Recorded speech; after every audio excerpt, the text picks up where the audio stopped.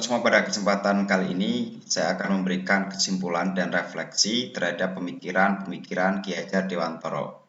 Perkenalkan, nama saya Mugiono, calon guru penggerak angkatan 9. Nah, di sini kita akan membahas tentang percaya tentang murid dan pembelajaran di kelas sebelum mempelajari modul 1.1 refleksi filosofis pendidikan nasional Ki Hajar Dewantara. Sebagai seorang pendidik, saya belum sepenuhnya melaksanakan pemikiran KHD.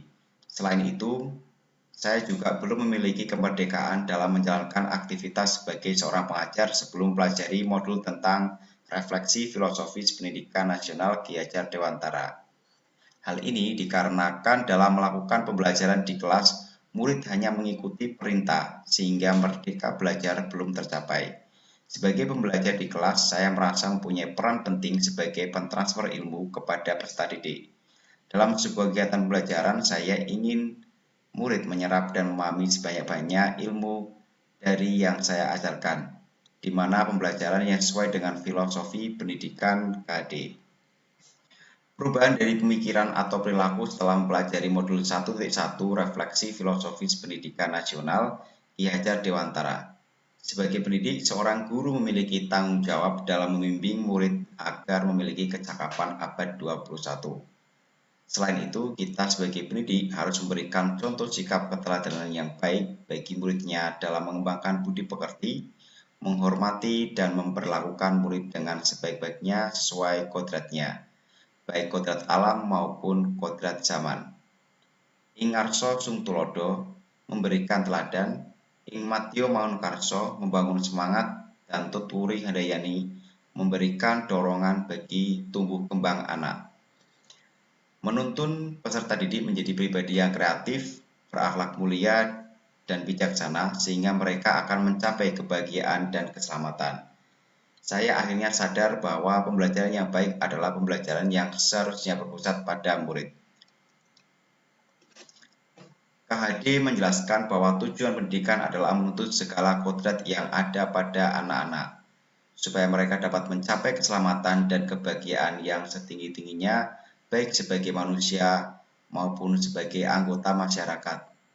Tugas saya sebagai pembelajar adalah untuk menuntut murid agar sukses dalam hidupnya, baik dalam bermasyarakat maupun secara individu. Penerapan lebih baik agar kelas mencerminkan pemikiran KHD. Dalam proses pembelajaran di kelas, saya akan menempatkan murid sebagai subjek belajar, bukan sebagai objek. Menempatkan murid sebagai subjek diharapkan menjadi murid lebih aktif selama proses pembelajaran. Saya juga berusaha menuntut siswa belajar sesuai dengan kodrat alam dan kodrat zamannya. Dalam konteks mengimplementasikan pemikiran KHD untuk mengenalkan kepada siswa dalam konteks perkembangan zaman pada bidang pemasaran, yaitu memberikan materi dan praktek tentang pemasaran online melalui produk lokal yang ada di Kabupaten Batang. Nah, ini adalah salah satu contoh pembelajaran yang saya terapkan kepada murid saya berdasarkan filosofi pendidikan nasional dari Ki Hajar Dewantara yang mengangkat tentang kodrat zaman. Di mana di sini pemasaran online melalui produk lokal Kabupaten Batang saya ajarkan kepada anak didik saya sehingga mereka bisa mengembangkan potensi dalam dunia digital, terutama pemasaran online, dengan produk yang mereka pasarkan adalah produk lokal dari Kabupaten Batang. Sehingga di sini pembelajaran sudah sesuai dengan filosofi pendidikan nasional Ki Hajar Dewantara tentang kodrat alam dan juga kodrat zaman. Nah, itu saja presentasi dari saya. Terima kasih. Assalamualaikum warahmatullahi wabarakatuh.